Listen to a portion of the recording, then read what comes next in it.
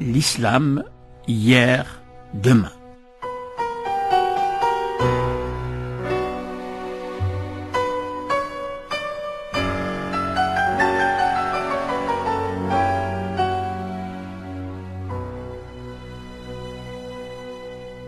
Chers auditeurs, Ramadan Mubarak wa Maqboul Inch'Allah, je vous ai dit dans la causerie précédente combien les confréries religieuses sont importantes dans le paysage politique, religieux et culturel des sociétés musulmanes contemporaines. Il faut que j'aille plus avant dans l'explication de cette importance. Au lendemain des indépendances, les élites nationales qui ont pris le pouvoir se trouvaient devant la difficulté de décider sur quel modèle ils peuvent s'appuyer pour lancer cet État qui a des responsabilités, comme tous les États, vis-à-vis des sociétés qu'il est appelé à gouverner. Faut-il prendre le modèle de l'Union soviétique? À ce moment-là, nous sommes dans les années 50, 60, l'Union soviétique, le mouvement communiste, est encore fort et présent, justement dans les pays du tiers-monde. Ne l'oublions pas. Par exemple, Abdel Nasser a fait alliance avec Tito et avec Nehru pour créer un mouvement de ce qu'on appelait les non-alignés dans les pays du tiers-monde. C'est-à-dire les pays du tiers-monde qui ne s'alignaient ni sur le modèle de ce qu'on appelait le monde libre, c'est-à-dire l'Occident, l'Europe et l'Amérique, principalement, ni sur l'URSS, qui était un modèle collectiviste, communiste et surtout athée, où l'athéisme est enseigné de façon officielle comme une religion dans le monde communiste.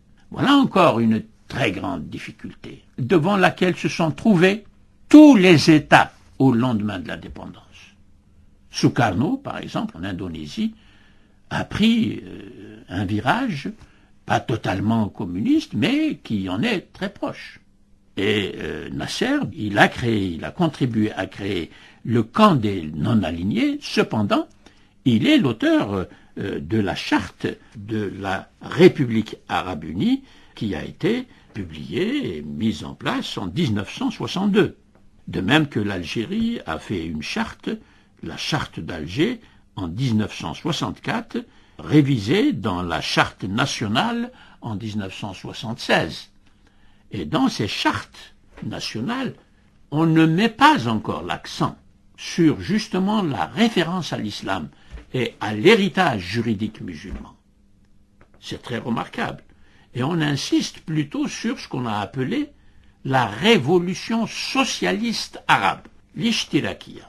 Et ceci va durer pratiquement jusqu'à la mort de Nasser en 1970. Mais déjà Nasser, après la grande défaite de 1967, a perdu beaucoup de son aura, de son charisme et de son pouvoir.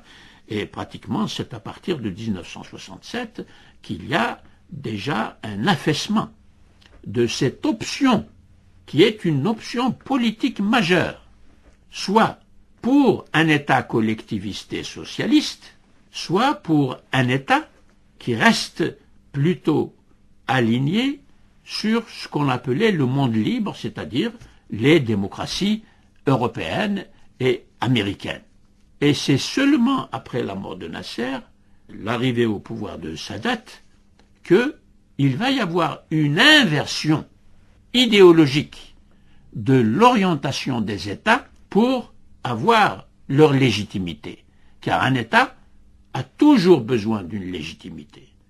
Et qui va lui donner cette légitimité? Il y a deux sources pour la légitimité, c'est-à-dire pour que les citoyens acceptent l'autorité de l'État. Il y a, comme nous l'avons dit, dans le système démocratique, la souveraineté populaire, et dans le système des théologies politiques religieuses et de la loi religieuse, dans les religions monothéistes, c'est la loi divine qui donne la légitimité au pouvoir politique. Et donc, on voit que le problème n'est pas résolu, puisque, au lieu de réfléchir à une solution qui ne serait ni totalement religieuse, ni totalement inscrite dans un modèle européen qui ne reprend pas du tout et qui n'a rien à voir avec les traditions, les coutumes, les cultures des pays musulmans, mais une recherche d'une forme adaptée à ces sociétés de l'État, au lieu de faire cette recherche, eh bien, on bascule dans l'autre pôle idéologique.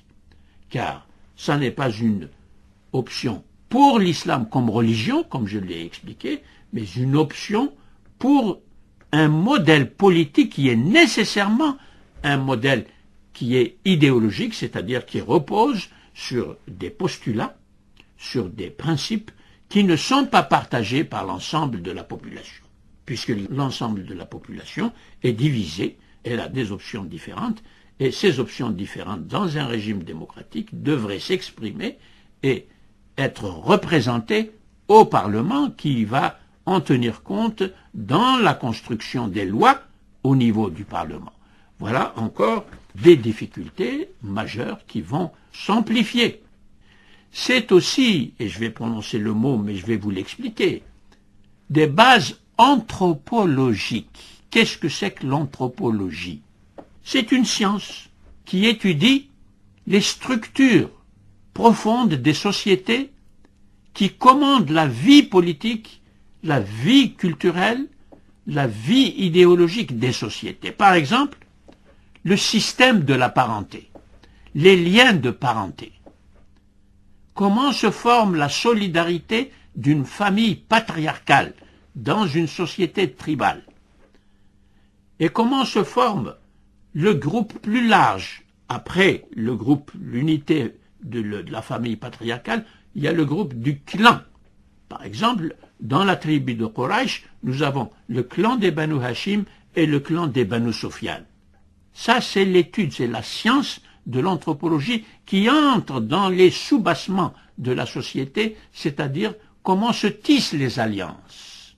Pourquoi le prophète a eu plusieurs femmes? C'est parce que c'est lié à des alliances avec d'autres clans. Et quand on épouse une femme d'un clan, on crée nécessairement un lien de parenté avec ce clan, donc on élargit la base sociale du pouvoir dans la société. Et ces mécanismes anthropologiques et sociologiques de la conquête du pouvoir dans une société tribale, évidemment, ne disparaissent pas avec le Coran, qui n'est pas encore dans les têtes, que les gens n'ont pas encore appris, et qui n'a pas encore mis en application dans des institutions. Le droit musulman, il va venir bien plus tard, 2 siècles après, 3 siècles après. Tout cela est ignoré quand nous parlons de l'islam en général. Et quand nous parlons de l'islam sunnite, en l'opposant sans explication à l'islam chiite. Et en ce temps-là, il y a un troisième mouvement qu'on a complètement oublié, et qui est très puissant dans les premières années de l'islam. C'est le mouvement que l'on appelle les Kharijites. Le mot Kharijite, c'est un terme polémique, négatif, que l'islam sunnite a donné à ce mouvement, mais il faut faire une distinction en arabe entre Kharaja min l'islam, Kharaja min ad-dar, il a quitté la maison, il a quitté l'islam, il est sorti. Wa kharaja ala al-adou, il est allé au combat pour défendre une cause. Donc le mot kharijite, si on ne précise pas ces 2 sens-là du mot kharaja, ça va créer une ambiguïté, et cette ambiguïté, c'est elle qui a prévalu dans l'esprit de l'islam sunnite vis-à-vis des kharijites. Kharaju min l'islam, alors que kharaju al al-adou. Vous voyez combien l'histoire est extrêmement importante, ça tient à un harf, une préposition. Préposition.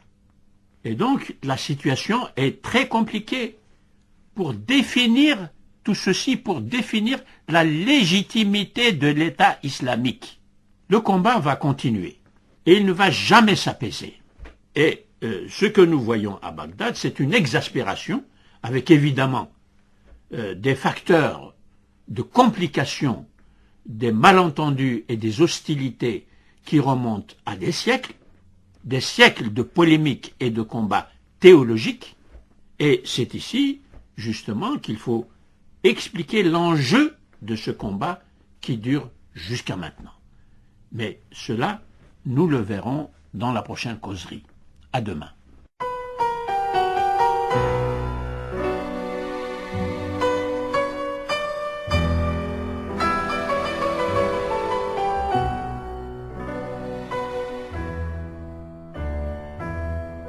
L'islam, hier, demain.